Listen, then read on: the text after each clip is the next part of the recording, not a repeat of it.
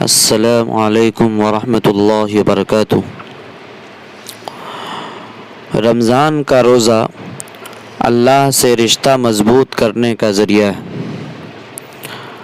ہر سال کی طرح 2021 کا بھی رمضان کا روزہ سایہ فغن ہو گیا ہے۔ نمازیوں کی تعداد میں روز بروز اضافہ ہو رہا ہے، چہل پہل میں بھی اضافہ ہو گیا ہے۔ لیکن جیسے ہی رمضان المبارک کا مہینہ آیا تو کورونا وائرس کی رفتار بھی تیز ہو گئی، جس کی وجہ سے مسلمانوں کی پریشانیوں میں تشویش کی لکیروں کے ابھرنے میں اضافہ ہو گیا۔ فی الحال تو مساجد میں نمازیں ادا کی جا رہی ہے، لیکن کب کیا ہوگا کچھ نہیں کہا جا سکتا۔ لیکن وقت اور حالات چاہے جیسے بھی ہو، مگر رمضان المبارک جیسے بابرکت مہینے کا ملنا اور زندگی میں بار بار ملنا، یہ بہت ہی سعادت مندی کی بات ہے، خوش قسمتی کی بات ہے۔ مگر دوسرا پہلو بھی زیر غور ہونا چاہیے کہ زندگی میں بار بار رمضان المبارک کا مہینہ آئے اور اس کے باوجود ایک مسلمان کی زندگی میں انقلاب نہ آئے تو یہ بدنصیبی کی بات ہے۔ سنن و نوافل فرض کے برابر اور ایک فرض 70 فرض کے برابر، پھر بھی ہم موبائل کی دنیا میں مست رہیں اور اپنی انگلیوں سے لوڈو کی گوٹیاں کھسکاتے رہے تو یہ بدنصیبی اور در بدنصیبی کی بات ہے۔ رمضان المبارک کا مہینہ تربیت کا مہینہ ہے، تقوی کا مہینہ ہے، قرب خداوندی کا ذریعہ ہے، اور اللہ تبارک تعالیٰ خود چاہتا ہے کہ میرا بندہ پنج وقتہ نمازوں کے ذریعے، ذکر و اذکار کے ذریعے مجھ سے اپنا رشتہ مضبوط کر لے، متقی پرہیزگار بن جائے۔ اللہ تبارک تعالیٰ کبھی بھی نہیں چاہتا کہ میرا بندہ ایک پل کے لیے بھی جہنم میں جائے۔ اسی لیے تو رب ذوالجلال نے سال کے 12 مہینوں میں سے ایک مہینہ مکمل طور پر اپنے بندوں کے لیے آفر بنا دیا۔ دنیاوی کمپنیاں جب آفر کا اعلان کرتی ہے تو وہ گراہک کے مفاد کے لیے نہیں بلکہ اپنے فروغ اور اپنے مفاد کے لیے اور اپنا پھنسا ہوا مال پار گھاٹ لگانے کے لیے کرتی ہے۔ لیکن اللہ رب العزت نے بندوں کے مفاد کے لیے آفر کا اعلان کر دیا کہ اے میرے بندو، روزہ میرے لیے ہے اور اس کی جزا میں ہی دوں گا۔ یوں تو زندگی اور موت، بیماری و شفا، عزت و ذلت، ترقی و تنزلی، عروج و زوال سب اللہ ہی کے اختیار میں ہے۔ انسان کے جسم میں خون کا دوڑنا، دلوں کا دھڑکنا، سانسوں کا چلنا، کانوں سے سننا، آنکھوں سے دیکھنا، دل و دماغ سے فیصلہ لینا، ان سب کا ریموٹ کنٹرول تو اللہ کے پاس ہی ہے، یعنی اسی کے اختیار میں ہے۔ پھر بھی وہ کہے کہ فلاں کام کرو اور وہ کام صرف میرے لیے ہے اور اس کا بدلہ میں ہی دوں گا۔ اسی سے یہ بات ثابت ہو جاتا ہے کہ رمضان المبارک کا مہینہ ایسا مہینہ ہے کہ اس مہینے کی قدر کرنے سے اللہ اور بندے کے تعلقات گہرے ہوتے ہیں، عبد اور معبود کے درمیان رشتہ مضبوط ہوتا ہے۔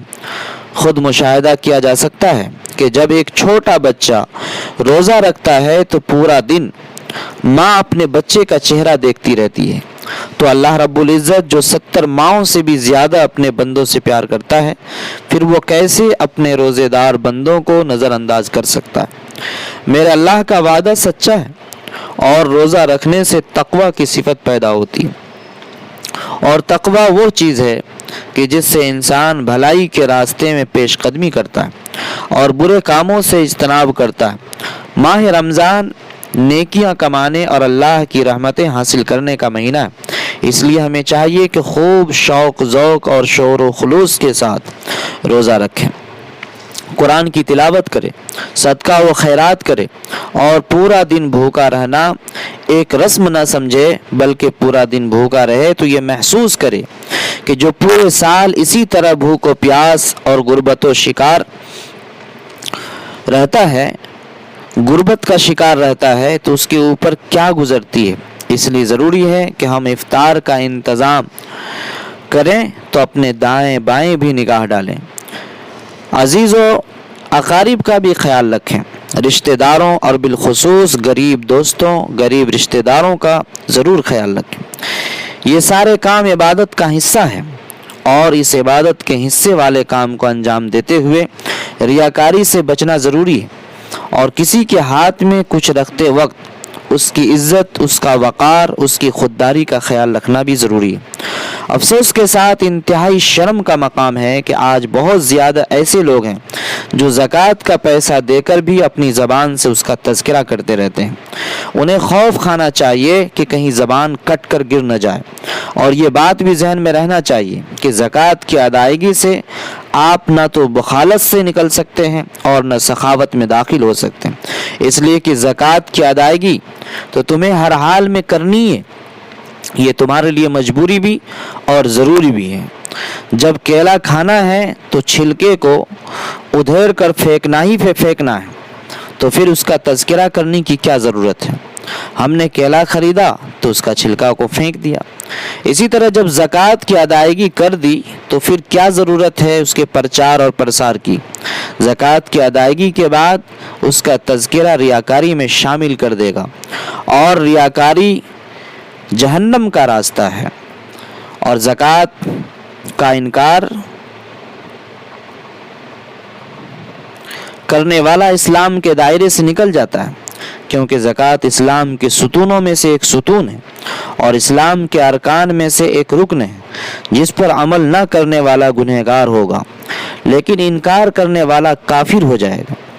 اسی طرح رمضان المبارک کا روزہ بھی اسلام کے ستونوں میں سے ایک ستون ہے، اس پر عمل کرنے والا خوش قسمت اور عمل نہ کرنے والا گنہگار ہے۔ اس کا منکر دائرہ اسلام سے خارج ہے۔ اللہ تبارک تعالی مجھے اور ہر مسلمان کو رمضان المبارک کی رحمتوں برکتوں سے مالا مال کرے، آمین۔ وآخر الدعوانا الحمد للہ۔